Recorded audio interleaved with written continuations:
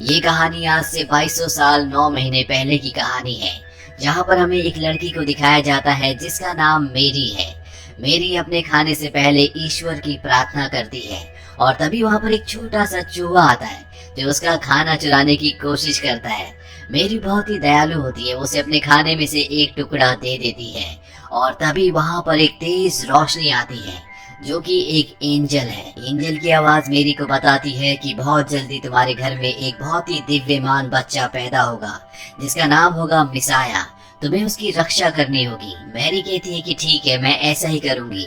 और इसके बाद वो रोशनी खिड़की से जाकर सीधा आसमान में एक स्टार बनकर चमकने लगती है। ये स्टार आसमान में सबसे तेज चमक रहा होता है जिसे देखकर सभी जानवर हैरान होते हैं। अब जो चूहा होता है जिसे मेरी ने रोटी का टुकड़ा दिया था, उसने सारी बातें सुन ली थी, इसीलिए सब बातें जाकर सभी जानवरों को बता देता है। वहीं हमें एक डोंकी को दिखाया जाता है जिसका नाम बो होता है।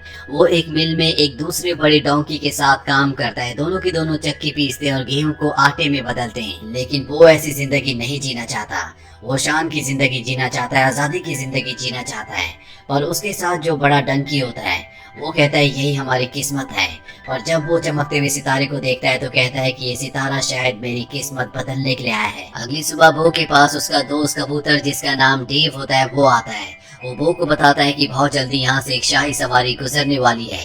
ये सुनकर बो बहुत एक्साइटेड हो जाता है और अपने पिता से कहता है कि मैं भी शाही सवारी में एक दिन सवार होकर आपका नाम रोशन करूंगा, लेकिन उसे सबसे पहले अपने आप को यहाँ से आजाद करवाना होगा। वो किसी तरह से अपनी रस्सी काट देता है और इससे पहले कि वो यहाँ से निकलता, इस मिल का जो मालिक होता है वो यहाँ पर आ जाता है। वो देखता है कि बो ने अपनी रस्सियाँ काट दी है, साथ ही उसने चारों तरफ अफरा तफरी मचा रखी है। इसीलिए वो गुस्से में आकर उसे चेन से बांध देता है और अब बो की आंखों के सामने यहाँ से शाही सवारी भी गुजर जाती है। बो का दिल इससे टूट जाता है और इसी तरह से 6 महीने बीत जाते हैं। वो आज भी अपने साथी डोंकी के साथ उसी मिल में काम कर रहा होता है, लेकिन उसका एक ही सपना होता है कि वो शाही सवारी में शामिल होकर एक दिन सबको अपनी पहचान, अपनी इम्पोर्टेंस का एहसास कराए। दिन रात उसकी आंखों में यही सपना होता है। इसीलिए उसके साथ जो बड़ा डोंकी होता है उसे उस पर दया आ जाती है और वो बो के साथ मिलकर उसे भगाने का एक प्लान बनाता है। वो जानबूझकर अपनी तबीयत खराब होने का बहाना करता है, साथ ही बो को भी जंजीरों से आजाद करवा देता है। और जब इस मिल का मालिक उसे देखने के लिए आता है तो बो उस जगह से भाग जाता है। हालांकि मिल का मालिक उसका पीछा भी करता है, लेकिन वो भागता हुआ एक लंबी जंप लगाता है जिससे उसके पीछे के पैर में चोट भी लग जाती है। लेकिन वो किसी तरह से उसकी नजरों से ओझल हो जाता है और अब वो एक घर के पास पहुंचता है। ये मेरी का घर है, उसी लड़की का जिन्हें एंजल्स ने कहा था कि तुम्हारे घर में बहुत जल्दी एक दिव्यमान बच्चा आएगा, तुम्हें उसकी रक्षा करनी होगी। और अब वो मेरी के घर में छुप जाता है। मेरी की अब शादी भी हो चुकी है और उनके जो हस्बैंड है उनका नाम जोसेफ होता है। वो जो मेरी के घर में छुप रहा होता है, मेरी उसे देख लेती है। वो देखती है कि बो के पैर पर चोट लगी है। मेरी का दिल बहुत ही दयावान होता है। वो उसके पैर पर कपड़ा बांध देती है। और जब मेरी के हस्बैंड जोसेफ यहाँ पर आते हैं तो वो बो को भगाने की कोशिश करते हैं, पर मेरी उन्हें कहती है कि शायद इसे हमारी जरूरत है, हमें इसे अपने पास रख लेना चाहिए। मेरी का ऐसा व्यवहार देखकर बो को बहुत अच्छा लगता है। वो मेरी को पसंद करने लगता है। वही मेरी अपने हस्बैंड जोसेफ को बताती है कि कैसे एंजल उनके सामने आई थी और उन्हें एक भविष्यवाणी के बारे में बताया था जिसमें उनके घर में एक बहुत ही दिव्यमान बच्चा पैदा होगा जो इस पूरी दुनिया की रक्षा करेगा। वो सब कुछ बदल कर रख देगा। और जोसेफ भी इस बात को समझते हैं और वो आने वाली हर एक सिचुएशन को एक्सेप्ट करने के लिए उन्हें वादा करते हैं। दरअसल अब मेरी प्रेग्नेंट भी होती है। वही हमें बो को दिखाया जाता है जो शाही सवारी में शामिल होने के लिए यहाँ से निकलना चाहता है, पर तभी उसका दोस्त कबूतर जिसका नाम देव है वो आता और उसे बताता है कि बाहर तुम्हारा मालिक तुम्हें ढूंढ रहा है, अगर तुम गए तो तुम्हें पकड़ लेगा। जब तक तुम्हारा पैर ठीक नहीं हो जाता तुम्हें यहीं पर रहना चाहिए। वो भी देव की बात मान लेता है। वही हमें 3 वाइज मैन को दिखाया जाता है जो अपने कैमल में इसी राज्य में आते हैं जहाँ पर मेरी रहती है। ये तीनों के तीनों राजा के पास जाते हैं। इनके पास बहुत ही बेशकीमती गिफ्ट्स होते हैं। राजा को लगता है कि ये गिफ्ट्स उनके लिए लाए गए हैं, पर ये तीनों वाइज मैन बताते हैं कि ये आपके लिए नहीं बल्कि उस दिव्यमान बच्चे के लिए हैं जो आने वाले वक्त में पूरी दुनिया में राज करेगा।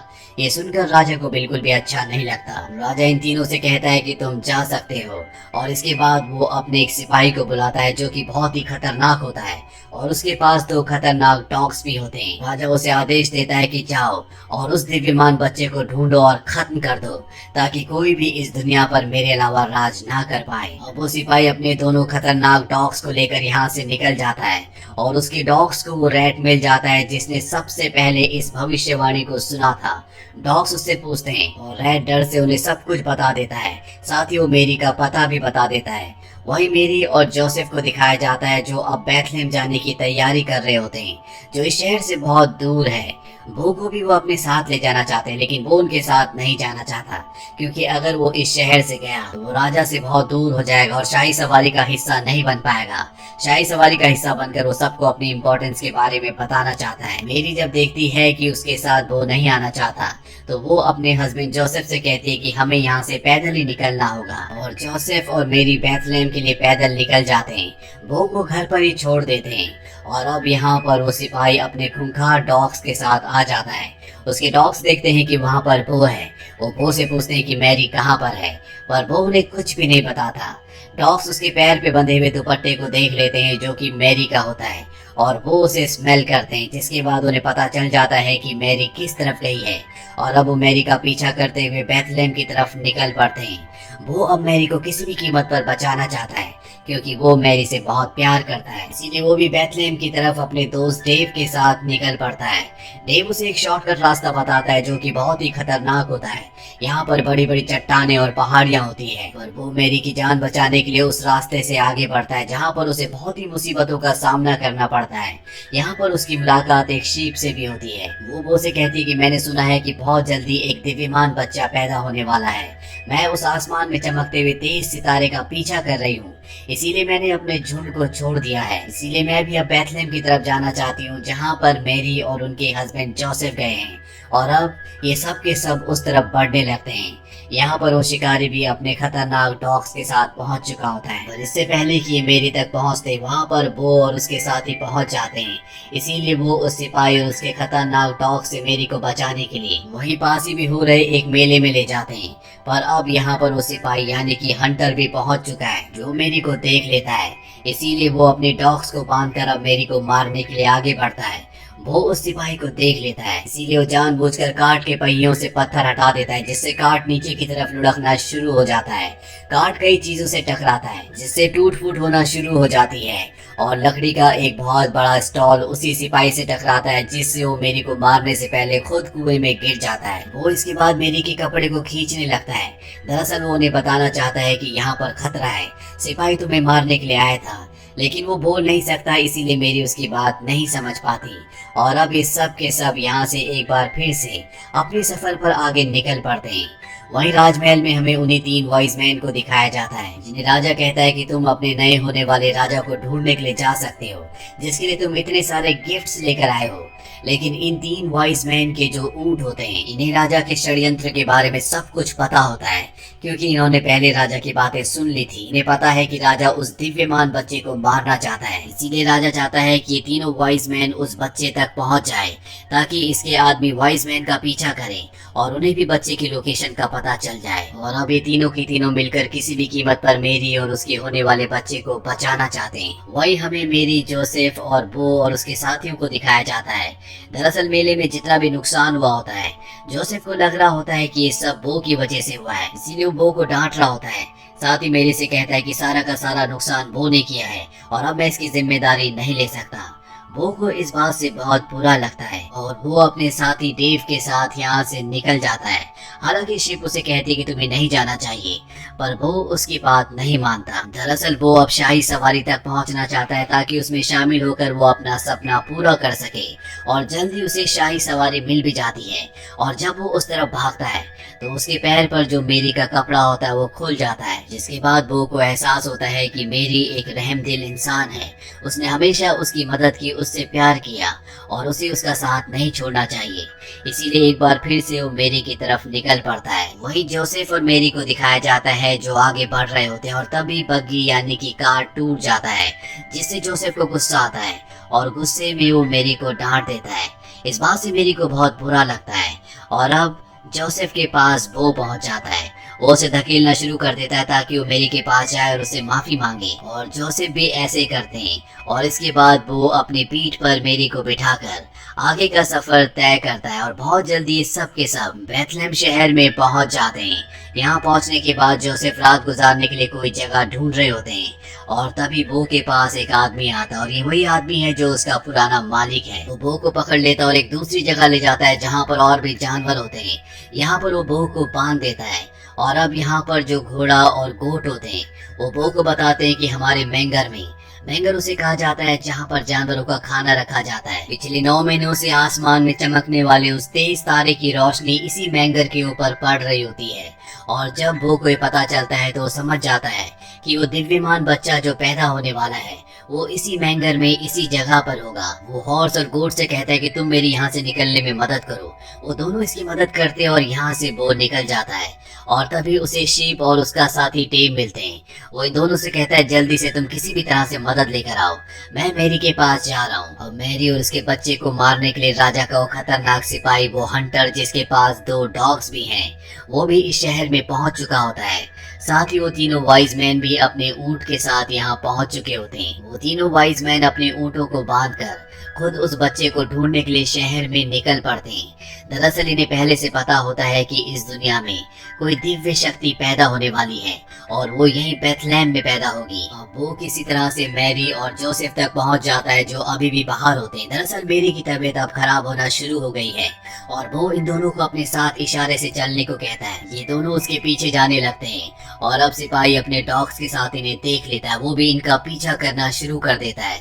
वो मैरी को और जोसेफ को जानवरों के उस बेड़े तक ले आता है जहाँ पर खुद भी अभी कुछ देर पहले वो बंधा था। यहाँ पर सभी जानवरों ने पूरी तरह से जगह को साफ कर दिया होता है। वहीं अब शीप को दिखाया जाता है जो अपने झुंड तक पहुंच जाती है, और वो उन सबको मदद करने के लिए कहती है, लेकिन कोई भी उसकी बात नहीं सुनता। और जब वो जोर से चिल्लाती है तो आसमान में एक बार फिर से एंजल्स आते हैं जो सबको उस दिव्यमान बच्चे के बारे में बताते हैं जो अब कुछ ही देर में पैदा होने वाला है। वहीं डेव को दिखाया जाता है जो उन तीनों ऊंटों तक पहुंच जाता है जो वाइज मैन के हैं जिन्हें बांधा हुआ है, और वो उन्हें आजाद कर देता है। वहीं बेड़े के बाहर जब वो पहुंचता है तो देखता है कि वहां पर राजा का सिपाही अपने खतरनाक डॉग्स के साथ पहुंच चुका है। वो उनका सामना करने की कोशिश करता है, पर सिपाही के खतरनाक डॉग्स उसे पकड़ लेते हैं, और अब सिपाही अंदर जाकर मेरी को मारना चाहता है, पर इससे पहले कि वो ऐसा करता, यहाँ पर शीप्स का झुंड आ चुका होता है। साथ ही डेव यहाँ पर तीनों ऊँटों को लेकर आ गया होता है, और ये सब के सब उस सिपाही पर हमला कर देते हैं।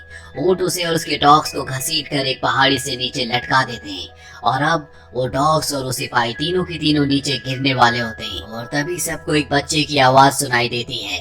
सब समझ जाते हैं कि मेरी ने एक बच्चे को जन्म दिया है, जिससे सभी को खुशी होती है। और अब सिपाही जिसके नीचे डॉग्स लटके हुए होते हैं वो अपना वजन कम करने के लिए उनकी चेन छोड़ देता है। वो उन्हें बचाने के लिए नीचे भागता है, और अब सिपाही अपनी तलवार को चट्टान में गाड़ कर ऊपर आने की कोशिश करता है, लेकिन इससे चट्टान फट जाती है और वो नीचे गिरकर मारा जाता है।